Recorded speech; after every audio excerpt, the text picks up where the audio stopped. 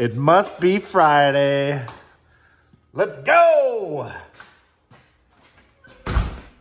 It's official. We have 3/4 of a roof.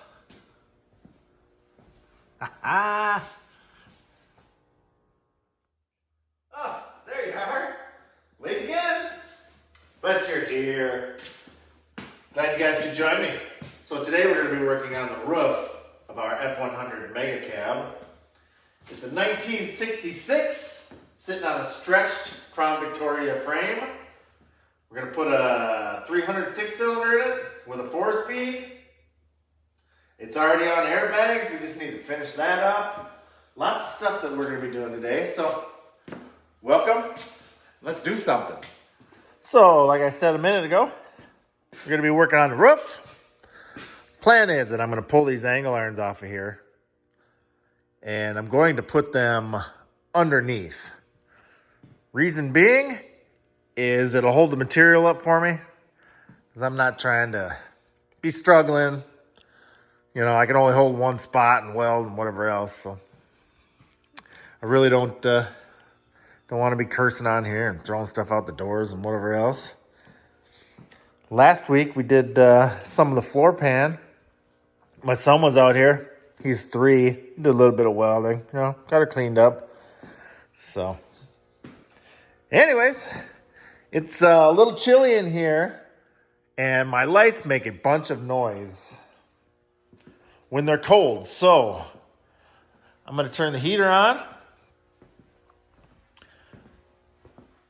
Let it warm up in here for a little bit. Because I don't like seeing my breath. So, let's do it.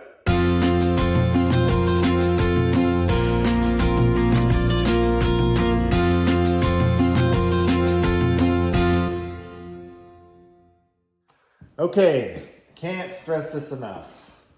Take your time, do a good job. It's real easy to just start burning across there, and then everything's gonna start warping, and you know, you don't want it to look like the ocean. You want a nice, clear, smooth lake, you know what I mean? So, plan is, we're gonna clean this edge up, get it straight across. We're going to clean this edge up straight across. It's a little bit thick in the middle here, but this one's going to be real easy to get straight. But this one is all over the place. So my plan is I'm going to figure out exactly where this starts to run downhill. I'm thinking it's probably about right here. So I just kind of make a mark, eyeball it over here and do the same. And then I'll do the same on the other side, and I'm probably going to put one more brace in the middle. So I'll get my edges cleaned up. I'm going to cut that sheet metal so that it'll fit in here. I'll just have it setting on the angle irons so it holds it up. And then I can kind of figure out exactly what I need to do. What else? This turn down area here. I think what we'll have to do is possibly set up some type of holder with some angle irons or something and see if we can't maybe manipulate the steel enough to get really close. Because I'm not afraid of Bondo. And this isn't a SEMA build. This is just, you know, going to be a cruiser. It's not going to be super nice. I can promise you that. Maybe the next guy will make it nice, but not me. I'm going to try, but you start doing the math, and it takes 600 to 700 hours to build something like this. And I only got like 150, 147 days by myself. I mean, I have a long way to go. So I really don't want to trailer this thing. I want to drive it. In fact, I probably wouldn't even trailer it down there. If we're being honest, if I don't meet this deadline, it's going to have to get pushed to the fall one, I guess. Or maybe a different car show. But let's not talk negative. It's going to happen. I'm hoping that the few days before we leave, that I'll be able to take it back and forth to work. Because I drive 110 miles a day, so I'm sure we can get the bugs out by then. So anyways, fingers crossed. Also, you remember that spoiler that I had sitting over there and I put on the back of the truck?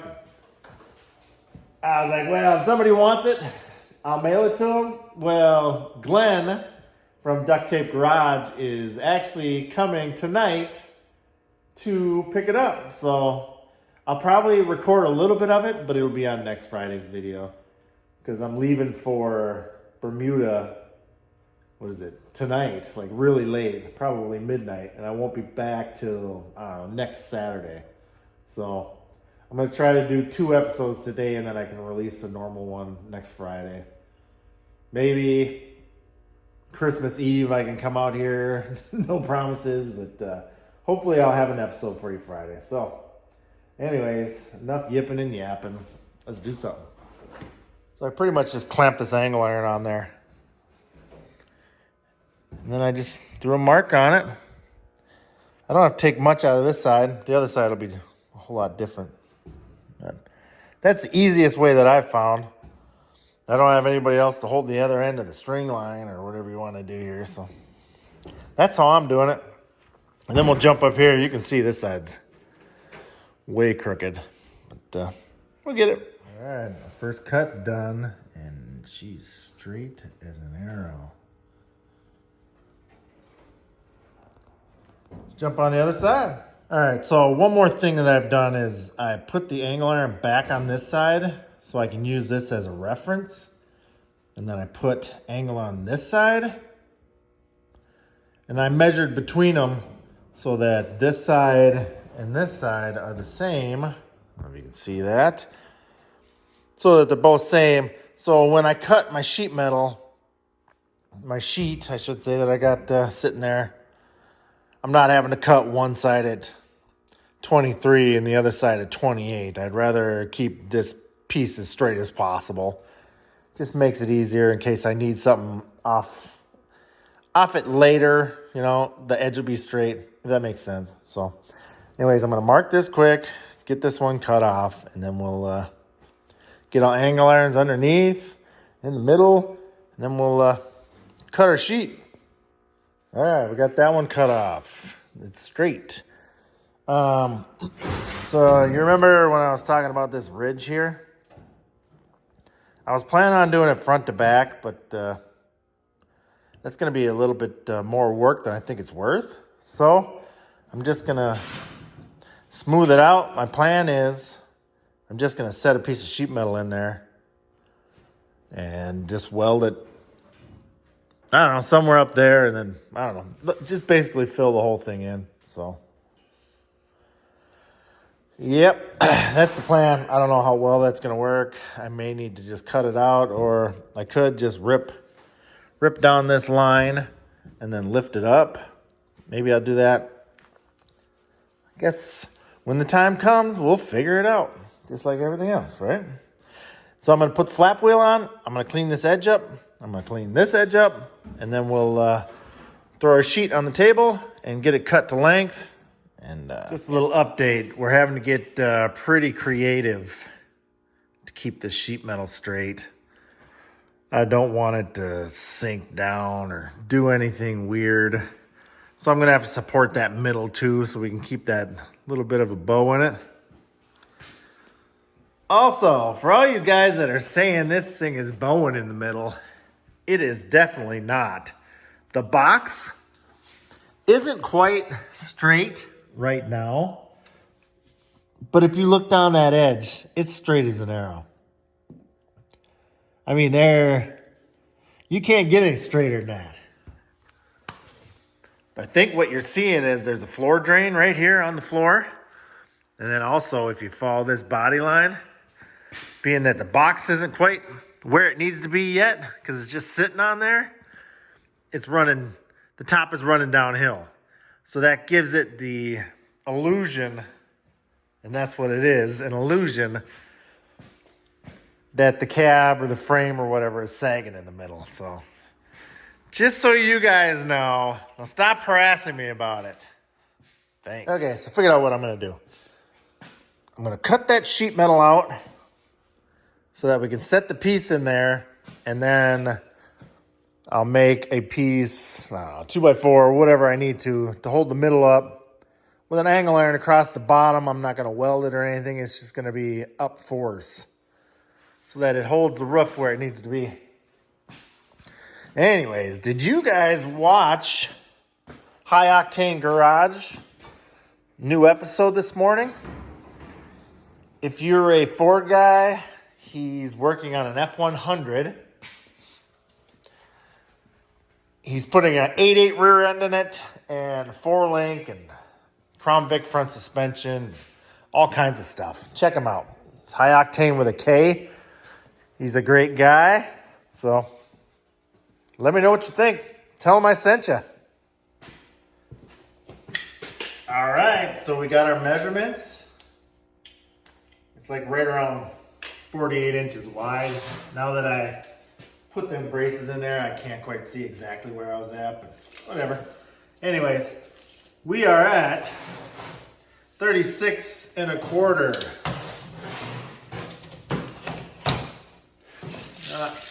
Spin this around. So the short piece is this way.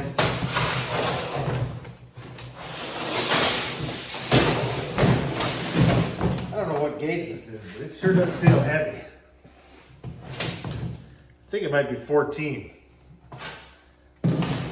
Oh well. Anyways. Hey, did you notice that I've used every single piece of that dumpster dive angle iron that I had found? Stuff comes in handy. Anyways. So we got 36 1/4. I'm gonna mark this driver's side. 36 1/4. Put a straight edge on here. Even though it's not really that straight, because the table's not exactly perfect. I think one of these days I should probably build myself a nice workbench.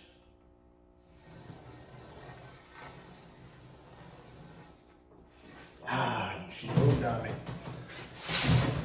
Yeah, whatever. Just eyeball her quick. Good enough. If we need to, we can set it in there, and then I can use the angled iron or.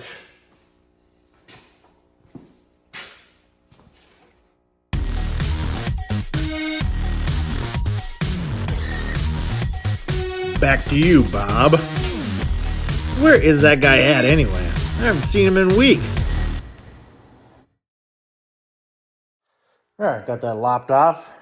I'm just gonna throw the flap disc on there. We'll clean up that edge. These cutting wheels are expensive, so I like to use them up to absolutely nothing. Why not? Anyways, I'll get this cleaned up. Then we'll throw it up there. Let's see if we need to finesse it a little bit more while it's up there. Hey, you guys still awake? One more little hack that I like to do when I'm dealing with these bigger pieces of sheet metal. I like to round these corners off. Just in case. Sheet metal will really show no mercy and hurt you real bad if you're not careful. So wear sleeves if you can. Gloves, definitely. So let's throw this up here. Get a look at it. Well, let's try this again. I was only 13.5 inches off. Whoops. And this is literally all I have left for cutoff wheels. Not sure how that happened. I'm hoping I can get through this. If not, I'm going to have to cut it with the Sawzall. And I really, really hate that because it just, I don't know. Just tears it up. Looks like crap. Anyways, let's cut it. All right, so I got it cut. Sitting in there. We're gonna have to manipulate it a little bit. Do a little bit of grinding, but all in all, it doesn't look too bad. I think what I'm gonna do is start on this side and just weld all the way across. I guess I don't really know what else to do, but we're gonna give it a shot. If I gotta cut it loose and try again, why not? All right, so here's the plan. I'm going to use this crowbar because it's flat. And I'm going to pick up one side so that it's flush with each other. And I'm going to tack it.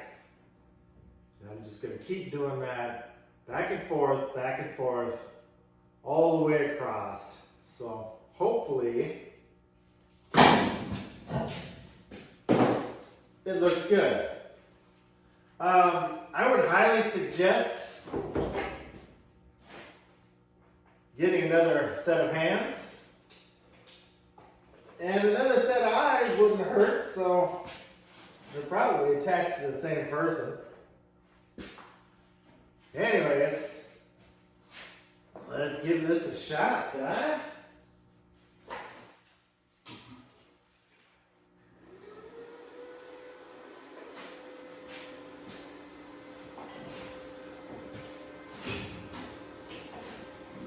Who's excited?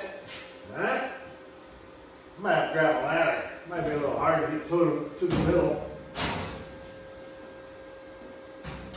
Yeah, grab something to hold this up too.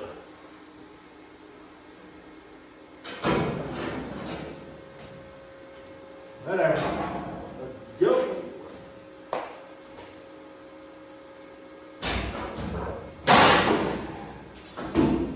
I might need something a little bit longer than this crowbar. We'll be right back. Let's take a peek at the progress. She's looking real good. I'm almost halfway across. I got a couple more welds to do here. And I've hit that low spot here where it's indented. I'm gonna leave that open for now. I think once I get some cutting wheels, I'll just cut these back and then push them up where they need to be. It'll be a little easier with the windshield out too. So anyways, I'll start right here, do a little more welding, then I'm gonna jump over that side and then I'll just keep working my way that way. It's actually turned out a lot better than I thought it was going to. I was pretty worried, so anyways, fingers crossed. Let's get the other side done. We got this side done. It's turning out really nice. Everything's nice and smooth across. I'm not using any special tools or anything.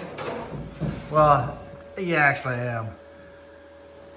I think my brother found this in a 66 Ford or something, or F100, or I don't remember. I'm using that. I'm using a screwdriver, some vice grips, I mean, basic stuff. Like this, like if I need to, I sneak it in there and then I'll lift up on the sheet metal to get it so it lines up correctly. And the same goes for the screwdriver. So I wanted this to be level, which it is. So I just wedged that screwdriver in there and then I twisted till it got where it needed to be. I know they got Clecos and all this other stuff, but I don't have any. So anyways, I'm just going around, pushing down on that till it's flush, and then giving it a tack. I know there's gonna be some Bondo in here, you know, and that's with any project, so. Anyways, I think it's looking good. It's a huge portion of this build that I've been concerned about, and it's actually not as bad as I thought it was gonna be. All right, roof's coming along real nice. I don't know if you can see it. It does have a little bit of a bow in the middle, but I pushed it up like that on purpose because that's a long ways for that sheet metal to just be sitting there flat, and I didn't like it. So all in all, I think it's looking really good. Next thing we'll need to do is get these smaller pieces filled in. We'll have to blend this seam. I'm gonna come back to like somewhere back here. I figured I'd just bend something up and then just carry it over just a little bit back here somewhere. I haven't quite decided. once I get the piece here and kind of look at it and get it on there and whatever else, then we'll figure it out. But this should be fairly easy to enclose on both sides. And all the rest of this stuff is real easy. It's just time consuming because there's so many welds. But it's looking good. I'm also going to make some type of a brace from the front to the back. Probably 3 of them. Just to hold it, and then I'll cover it all with Dynomat and whatever else. We'll keep it quiet in here, but all in all, I'd say it's turned out better than I thought it was going to. So that's a win. I also figured out what taillight I'm going to use, or should say the third brake light. The 2012 and whatever Mustangs have that long, thin light on their trunks. So I'm going to use the sheet metal off the trunk if I can find one. And then we'll just blend it in right there. I think it's going to look awesome. I think they're about 1 foot wide. So that's what we're doing there.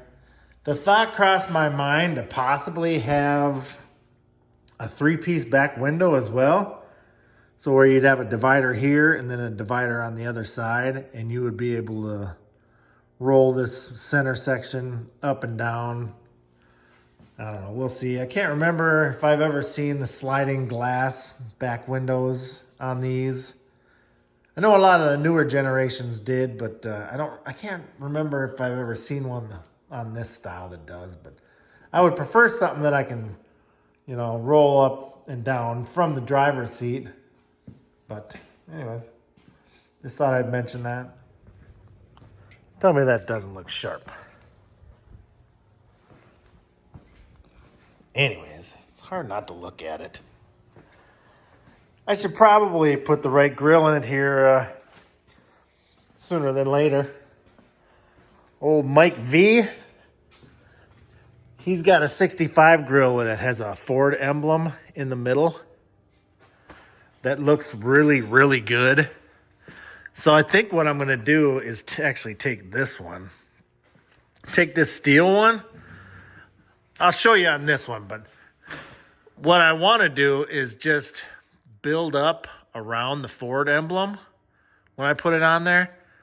So it looks like it's supposed to be there.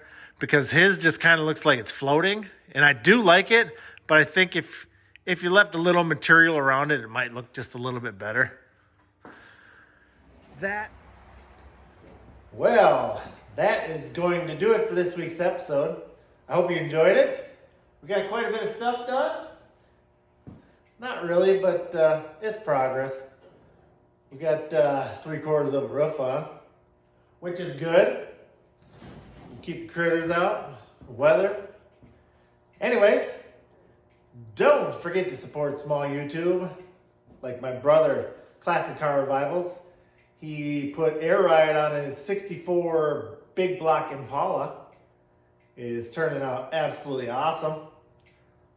Like I mentioned before, we got Casey over at High Octane Garage. That's Octane with a K. He's putting in a 4-link and a 8.8 in his 64 F100. We got Half Moon Customs. They're putting, actually they're working on a 67 Tempest, I believe. Really nice car. They picked it up in Texas a couple weeks ago, I think. And then hopefully they get back to working on their bump side crew cab. Who else? We got Hodgepodge Dodge Garage. That guy is working on his tan. Just kidding. He, I don't know. I harass him every week. Sooner or later, he's going to come up with a video. Anyways, who else? Denside Garage. We like that guy. Squirrel's Workshop. He's, I think he's thinking about painting a vehicle. He's got a Mustang in his garage that is pretty awesome. It's all tubbed out. Looks really cool. Anyways, thanks again. Oh, I'd like to give a shout out to my brother Jamie. Mr. James. Thanks for the support. He's always watching the videos and commenting. just like everybody else should be, right? Anyways, have a great day. We'll see you next time. Y'all come back now, you hear? You know, on bed rails where they have those decorative pieces that kind of come up and then they got holes in them here and there. They run down the sides. You guys think I should put some up top here? It'd be something different. I think it would kind of look cool. Let me know what you guys think, if anybody's still here. Okay, goodbye for real. All right, now we're done messing with the roof. I think that I'm going to weld these angle irons right to the frame. I'm going to cut the rest of that box out right there. Cut that out. Weld that to the frame right there. Reason being is I think it's going to sit up too high. And I also think that it's a pain in the butt to get these wheels and tires off without taking the box off. So if that's secured to the frame, then I don't have to worry about that. Next thing. This old beater. I think that some of these parts off of this cab are going to be for the next crew cab that I build. But for now, I'll be able to use the instrument cluster, shifter. I have to use this column. Hopefully I can find a little better steering wheel. But I'll use this column. I'm going to steal this seat. What else? I'm probably going to try to salvage that hood. It does have this little dent right here, but I think we're pretty crafty. Should be able to fix that, no problem. What else? We're going to use the 300 that's in it, the 4-speed. The other thing is this drive shaft. I don't know if you can see it. We'll have a hanger bearing in it. So rather than going out and buying a new hanger bearing, I'll be able to utilize that one. What else? I really hope that that motor sits low enough, because you see where the hump is? Down here, where that oil pan sits. I'm really hoping that that will clear our Crown Vic suspension, or at least sit low enough to where I don't have to modify the tunnel for this or the firewall. I got asked the question, is that going to be too low, or if it's going to interfere with the drive shaft? No. That is sitting just as low as the cross members that are in there that go from driver to passenger side. So we're going to be good there. Anyways. Hey guys, don't forget about the F600 build that we're going to be doing this spring. Hopefully it looks like the last couple of pictures that you see on this video. Have a great holiday season, guys.